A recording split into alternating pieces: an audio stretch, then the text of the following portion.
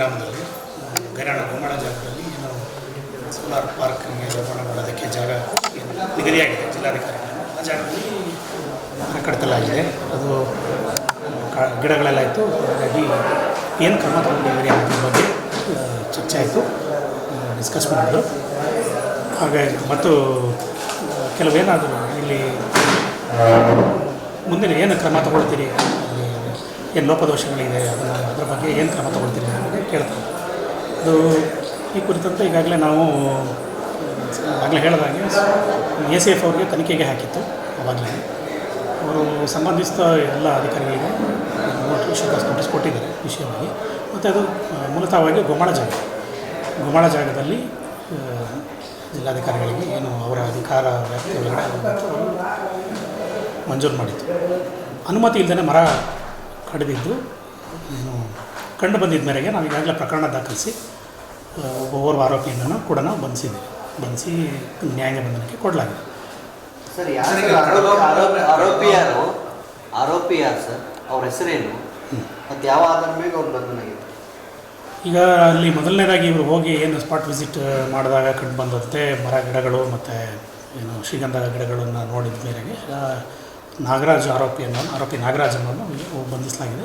ಮುಂದಿನ ಕೂಡ ಏನು ಅನುಮತಿ ಇಲ್ಲದೆ ಯಾರು ಅಲ್ಲಿ ಮರ ಗಿಡ ಕಡಿದಿದ್ದಾರೆ ನೋಡಿದ್ದಾರೆ, ಅದರಲ್ಲಿ ಮುಂದೆ ಉಳಿದವ್ರಿಗೂ ಕೂಡ ತನಿಖೆಯಲ್ಲಿ ಮುಂದುವರೆದಿದ್ದು ಯಾರು ಬೇರೆ ಇದ್ದರು ಅವ್ರಿಗೂ ಕೂಡ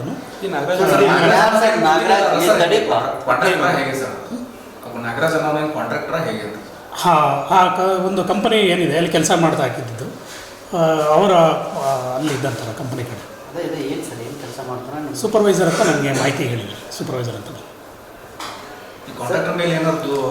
ಪ್ರಕರಣ ಕಾಂಟ್ರಾಕ್ಟರ್ ಮೇಲೆ ದಾಖಲೆ.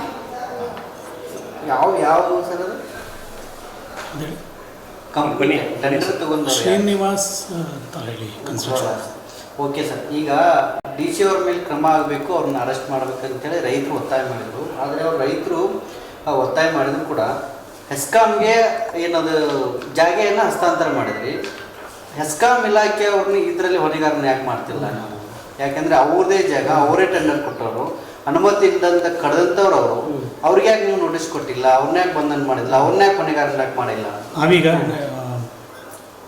ಮೊದಲನೇದಾಗಿ ನಮಗೆ ಏನಿದೆ ಏನು ಮರ ಗಿಡಗಳಿದೆ ಅದ್ರದ್ದು ನಮಗೆ ಆ ವ್ಯಾಪ್ತಿ ನಮ್ಮ ಅರಣ್ಯ ಇಲಾಖೆ ವ್ಯಾಪ್ತಿಗೆ ಅದು ಬರ್ತಾಯಿದೆ. ಜಾಗ ಗೋಮಾಳ ಜಾಗ ಇದೆ. ಈಗ ಅಲ್ಲಿ ನಮಗೆ ಯಾರು ಅಲ್ಲಿ ಕೆಲಸ ಮಾಡ್ತಾಯಿದ್ರು ಅವ್ರ ಮೇಲೆ ಈಗ ಪ್ರಕರಣ ದಾಖಲಾಗಿದೆ. ಈಗಾಗಲೇ ACF ಅವರ ಎನ್ಕ್ವೈರಿನಲ್ಲಿ ಉಳಿದಿದ್ದು ಕೂಡ ತನಿಖೆಗೆ ಶೋಕಾಸ್ ನೋಟಿಸ್ ಸಂಬಂಧಿಸಿದ ಇಲಾಖೆಗೆ ಅವ್ರದ್ದು ಕೂಡ ಹೇಳಿಕೆ ಪಡಿಬೇಕಾಗ್ತದೆ. ಜಾಗ ಮೂಲತಃ ಗೋಮಾಳ ಇರೋದ್ರಿಂದ ಅರಣ್ಯ ಇಲ್ಲದೆ ಇರೋದ್ರಿಂದ ನಮ್ಮ ಅಧಿಕಾರ ವ್ಯಾಪ್ತಿ ಸೀಮಿತ ಏನಿರ್ತದೆ ಅದ್ರ ಪ್ರಕಾರ ಕಾನೂನು ಮಿತಿ ಒಳಗಡೆ ನಾವು ಏನು ಕಾನೂನಲ್ಲಿ ನಮಗೇನಿದೆ ಅದ್ರ ಪ್ರಕಾರ ಅಷ್ಟೇ ಕ್ರಮ ತಗೊಳ್ಳೋಕ್ಕೆ ಸಾಧ್ಯ.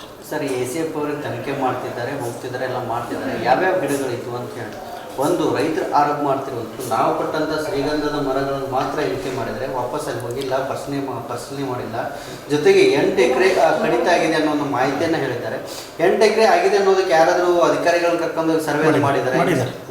ಸರ್ವೆ ಮಾಡಿದ್ದೀವಿ, ತನಿಖೆನೂ ಮಾಡಿದ್ದಾರೆ. ಮಾಜಾರ್ ಕೂಡ ಇಷ್ಟು ಶ್ರೀಗಂಧದ ಗಿಡಗಳಂತೇಳಿ ಮಾಜಾರ್ಗೆ ಮೂಲತಃ ಅವರು ಕಂಪ್ಲೇಂಟ್ ದೂರವಾಣಿ ಮುಖಾಂತರ ತಿಳಿಸಿದ್ರಲ್ಲ, ಅವರು ಕೂಡ ನನಗೆ ಮಾಜಾರ್ಗೆ ಹೇಳಿದ್ದಾರೆ.